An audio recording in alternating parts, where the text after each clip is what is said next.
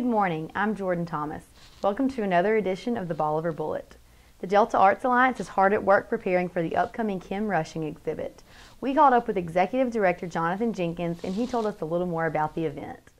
Delta Arts Alliance would like to invite you to the opening of the Kim Rushing exhibit on July 31st at 6 p.m. The exhibit is over 30 pieces of work spanning more than a decade of Kim's documenting the life and the location of the Parchman State Penitentiary. It's going to be an extremely diverse but very, very beautiful exhibit, and we think that everyone will thoroughly enjoy it. And if you'd like to know more about the exhibit or our upcoming exhibits or any of our workshops, please give us a call at 662-843-3344 or email us at delta.arts@hotmail.com. Do you or any of your family members have high blood pressure? Dr. Scott Nelson is here to talk about what is commonly known as the silent killer.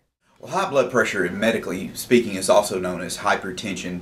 Most cases it's genetically triggered, or in other words, it's inherited, although other conditions, for example, diabetes, high cholesterol, and being overweight, which is a very common problem here in the Delta, are also big triggers for high blood pressure, as well as too much salt in your diet.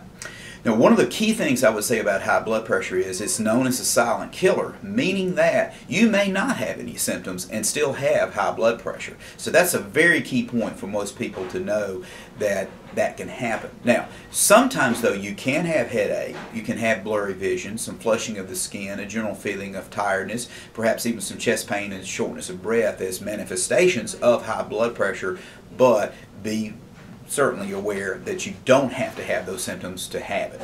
Now, normal blood pressure typically is around 120, which is the systolic top number, over 80, which is the diastolic or bottom number. And so if you have consistent readings above that, that's usually high blood pressure. Now, one isolated elevated blood pressure does not necessarily mean that you have high blood pressure, but if you do a series of readings or a grouping of readings different times of the day over a period of several days, that's usually going to be how we make the diagnosis. Well, the two things, if you've got high blood pressure, especially if you have a family history, that's a trigger. You should watch yourself carefully. The first two things are always going to be diet. In other words, you've got to avoid salt in your diet. In our society today anyways, we've got way too much salt content in our diet than we need. The second thing that you want to do is, after you're cleared by a physician to be sure there's no reasons otherwise, losing weight and exercise has a profoundly positive, profoundly good effect on lowering your blood pressure.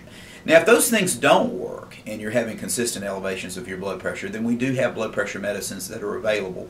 And thankfully in today's time, we've got blood pressure medicines that have almost no side effects whatsoever. They can be taken once a day, and they're highly effective and they work. That's it for today's news. I'm Jordan Thomas. Tune in tomorrow for another edition of the Bolivar Bullet.